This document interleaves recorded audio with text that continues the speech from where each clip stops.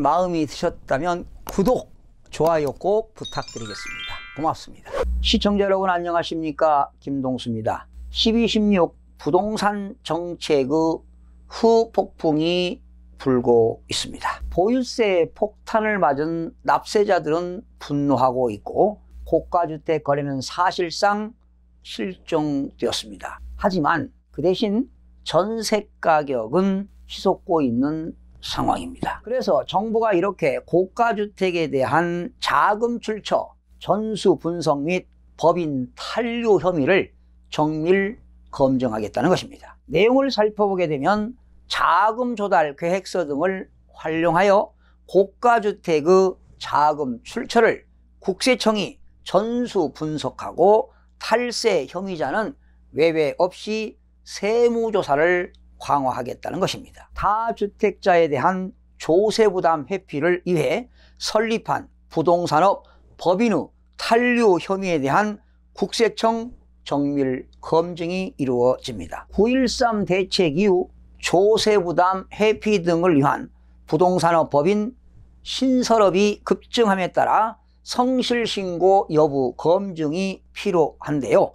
지난 2017년도에는 7,282건, 2018년도에는 7,332건, 2019년도에는 1,245건으로 해마다 증가하고 있습니다. 두 번째입니다. 실거래조사 및 정비사업 합동점검이 상시화됩니다. 현재는 실거래 관계기관 합동조사가 1차 결과 발표했죠. 지난 11월 28일 날 발표했는데요. 8월부터 9월까지 신고된 28,140건 중 이상거래 2,228건, 전체의 약 8%를 추출해서요. 계약 완료된 1,536건을 조사해서 탈세 의심이 있는 532건은 국세청에 이미 통보했고요.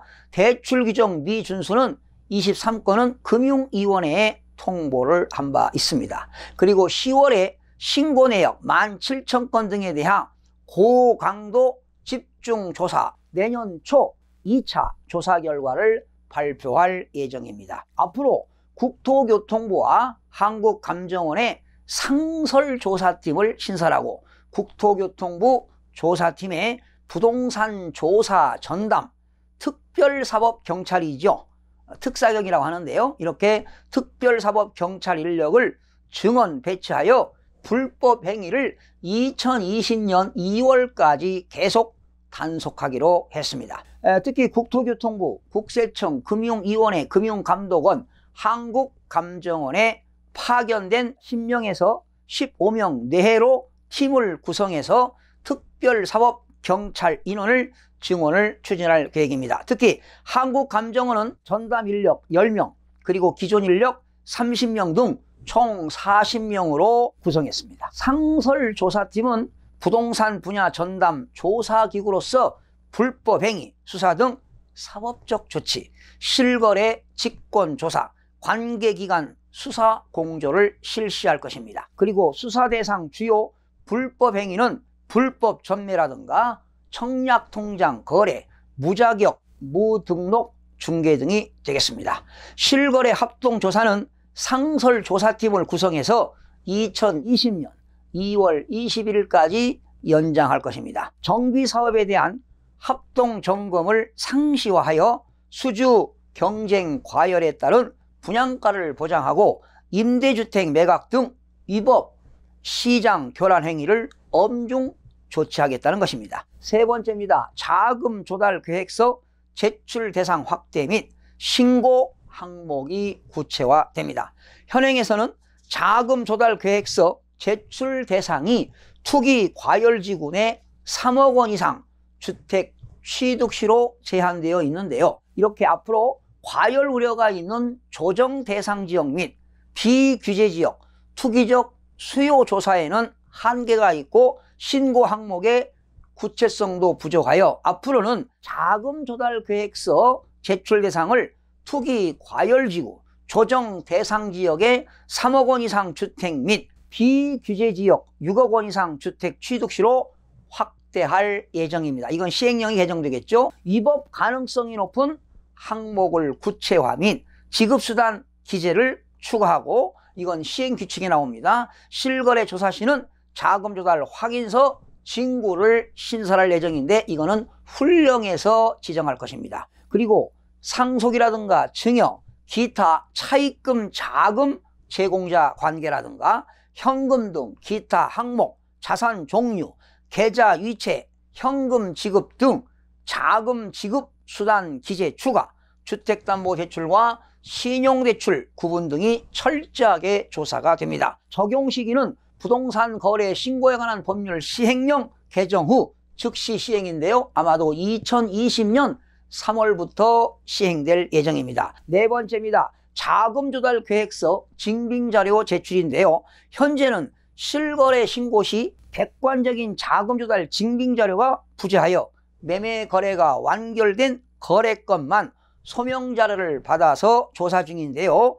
지금 비정상 자금 조달 등 이상거래 신속 대응과 선제적 조사가 곤란하기 때문에 앞으로는 투기 과열지구에서 9억 원 초과 주택 실거래 신고 시 자금 조달 계획서와 함께 신고 관련 객관적 증빙 자료를 제출하도록 했습니다. 예시를 살펴보게 되면 자기자금입니다. 자기자금도 소득금액 증명원에 의해서 자기자금을 확인하게 되고요. 현금이라든가 금융기관 예금액 증빙 가능, 특히 은행의 예금이라든가 적금을 잔고증명서를 제출하도록 되어 있고요. 또 임대를 하는 경우 임대보증금은 전세 계약서 등으로 확인하고요. 거래 가능 여부도 확인합니다. 분양권 전매 제한이라든가 외외 증빙 서류를 제출하게 됩니다. 증빙 자료를 확인하여 이상 거래가 의심시에는 실거래 상설 조사팀을 조사 즉시 착수해서 과태료를 부과하거나 관계기관 등의 통보 등 조치가 이루어집니다. 의심 사례 예시를 살펴보겠습니다. 소득 금액이 없는 미성년자가 증여 신고 없이 자기 자금을 과다하게 보유하거나 소득 금액이 크지 않은 20대가 현금이라든가 금융기관 예금액 등 자기 자금을 과다 보유하는 경우, 대출 규제 초과하는 임대보증금 포함해서 주택 매수자가 주택담보대출을 실행하는 경우, 이러한 것들은 부동산 거래 신고에 관한 법률 시행령 개정 후 2020년 3월부터 시행될 예정입니다. 부동산 정책 실패는 결과적으로 빈부격차를 더 확대해 한국 자본주의의 근본을 흔들 수가 있습니다. 그렇기 때문에 철저한 부동산 투기 거래를 뿌리 뽑아야 될 것입니다. 청와대가 부동산 가격 안정 컨트롤 타워 키를 직접 잡고 부동산 수급 상황부터 다시 들여봐야 할 것입니다. 부동산 실패는 조국 사태보다 더 큰 충격을 오래오래 줄 것입니다. 이대로 방치하면 당장 4.15 총선에서 심판을 받을 수도 있습니다. 만약에 정부가 또 다른 정책이 나온다면은 보유세를 장기적으로 강화하고 거래세는 낮추는 방향으로 정책이 수정되지 않을까, 이런 예상을 해보면서 방송을 마무리하겠습니다. 시청해주신 여러분 대단히 고맙습니다. 최선을 다하겠습니다. 내일 아침에 찾아뵙겠습니다. 마음이 드셨다면 구독, 좋아요 꼭 부탁드리겠습니다. 고맙습니다.